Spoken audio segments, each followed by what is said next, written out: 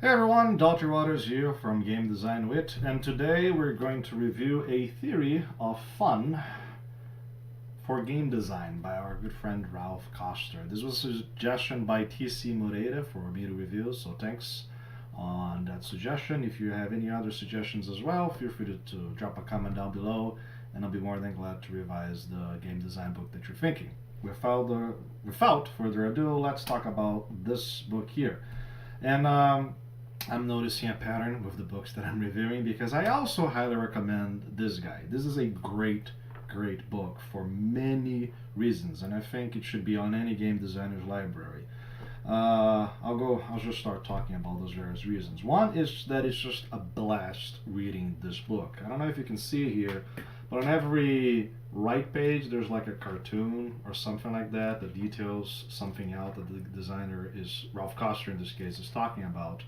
And not that I'm a fan of books with pictures in them, but it's just interesting that you kind of have two books at once, because you're sort of reading the text on the left and the right image is a commentary on what's going on. So you kind of have like these two evolving plots, let's say, about the book at the same time, but they're both complementing each other.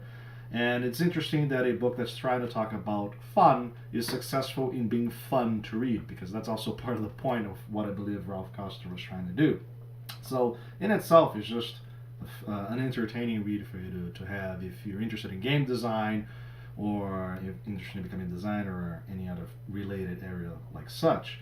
The other reason why I also strongly recommend this book is because it actually, as opposed to the previous books that I read where they discuss several different topics and discuss several different areas of game design, this book kind of just tries to talk about one specific area where, as the title suggests, he tries to come up with a theory for what fun can be in games. And the theory it outlines is actually quite interesting. It sort of explores this throughout the entire book. So the example that Raph Koster has is, think of a game like tic-tac-toe. And when you're young, tic-tac-toe is a very interesting game for you to play because there's all these challenges, you can think of strategies and ways of beating your opponent. But the domain space of things you can do in a game like tic-tac-toe is fairly limited. Like, if you play the game for like an hour or so in your entire life, then you can start guessing what your opponent is going to be able to do, and you can sort of think of all the potential play space that you can actually have as you're playing that game. So it's like right in the beginning, if you see your move and you see your opponent's moves, you know every single possible combination of what you can do or not. And at that moment on, as the book suggests, the game stops being fun because there's no more iteration, no more challenge that the player is having to go through, because there's no more thinking involved. And that's pretty much the core idea that Raph Koster talks about in this book, in which a game allows this endless domain space of iteration and creating strategies, and this, in his own words, communication that the player's having with the designer, but also the player's having with their competing party, but also with themselves. Because what he basically highlights about a game is it's a mechanism for us to learn and grow, to evolve in a safe environment. And as long as the game is still challenging and proposing these various challenging ideas, and to the user at least possesses an endless play space, then the game continues to be fun. So it sort of constructs this element of, you think of a strategy, you execute on that strategy, you get feedback on that strategy, and then you sort of revise that and keep going on this continuous loop.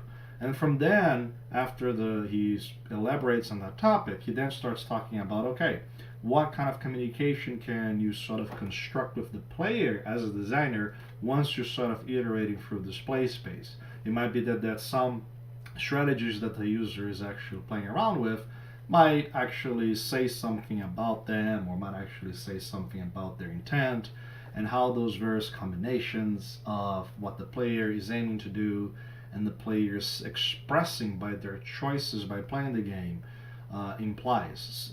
And it just opens your mind to a lot of different interpretations and a lot of different perspectives on how to construct theories of fun based on that simple premise. That a game is a continuous, challenging, and organic process that occurs in the mind of the user.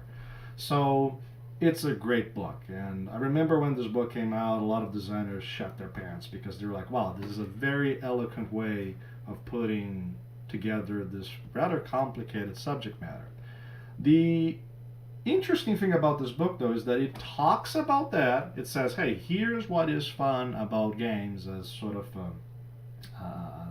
as a mechanism for the player to iterate through. But it doesn't necessarily say, okay, given this model, here's how you actually make a game out of it. So it's sort of for the experienced game designer out there, from if they read this and then they want to be able to do something that builds on top of it, you know, as opposed to someone that's trying to look for the the theory of fun in itself and the model for which they can actually build successive things. And so I think this is a great book for you to get started, and serves as a complement to other game design books out there that then say, okay, now that you have a theory of fun in itself, or a theory that engages the player in this continuous cycle of gameplay and iteration, this is how you actually build the game in itself. And there's two branches that you can sort of think of game design from that. One is the production side, which is, okay, how we actually transform this collective idea we have in our heads into an actual existing product that you can download or grab off the shelf. Versus the other realm, which is, okay, how do we construct a new type of gameplay that is fun in itself and does possess this endless space? You're not going to find this in this particular book, but it doesn't mean that you're missing something out. It's a great complement for your game design studies if you are interested in this type of subject matter. And like I said, it's just a blast reading this book altogether. So I highly recommend you checking it out. And that's that for now. So if you guys have any other suggestions or any other books that you'd like me to review, or game design elements that you'd like me to discuss, feel free to drop a comment down below and I'll be more than glad to discuss them. You guys and you gals have a great day. Take care.